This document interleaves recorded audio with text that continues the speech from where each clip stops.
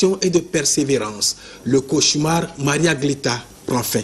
Excédé par le retard qu'accusait la mise au gaz des turbines, le chef de l'État a tapé du poing sur la table. L'ambassadeur du Bénin près les États-Unis est sommé de descendre ensemble avec l'entrepreneur pour remédier à cette situation, avec cette instruction que tant que les travaux ne seront pas terminés, c'est-à-dire tant que les turbines ne vont pas fonctionner au gaz, ils ne rentreront pas aux États-Unis. Près de 3 mois déjà qu'ils sont à pied d'œuvre et c'est le bout du tunnel, à la grande joie et satisfaction du chef de l'État dont la pression est payante.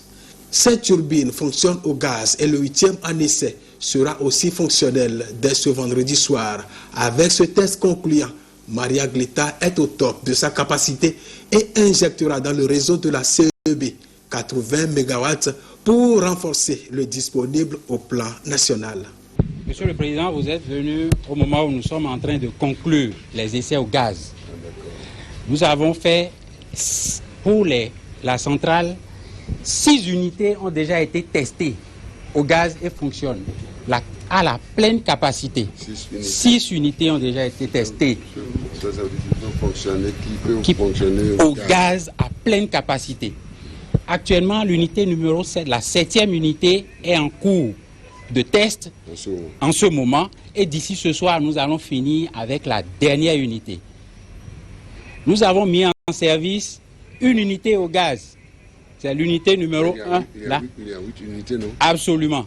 Mais on a mis en service une unité au gaz qui est l'unité numéro 1 qui fonctionne à pleine capacité et une unité au Jet A1 qui fonctionne également à pleine capacité pour vous montrer.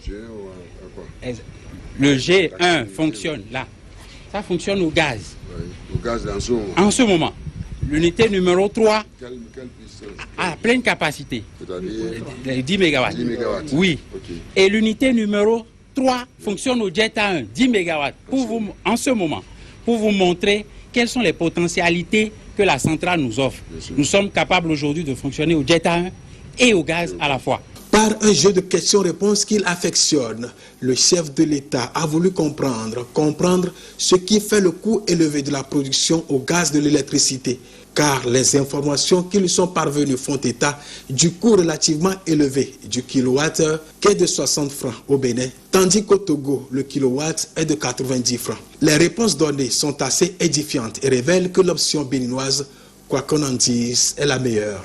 La différence est que vous utilisez les moteurs pour une base au niveau de la charge ou bien pour les situations comment dirais-je, d'appoint.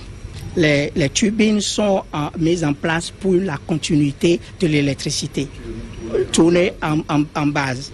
Pour les engins comme ce qu'on a à Lomé, Contour-Global, leur coût de maintenance est très élevé. À l'opposé des turbines où c'est assez bas. C'est ça qui explique le take-or pay, c'est-à-dire tous les ans il faut payer 20 milliards, que l'usine tourne ou pas. Est-ce que c'est pour entretenir les frais de... At the end of the BOT.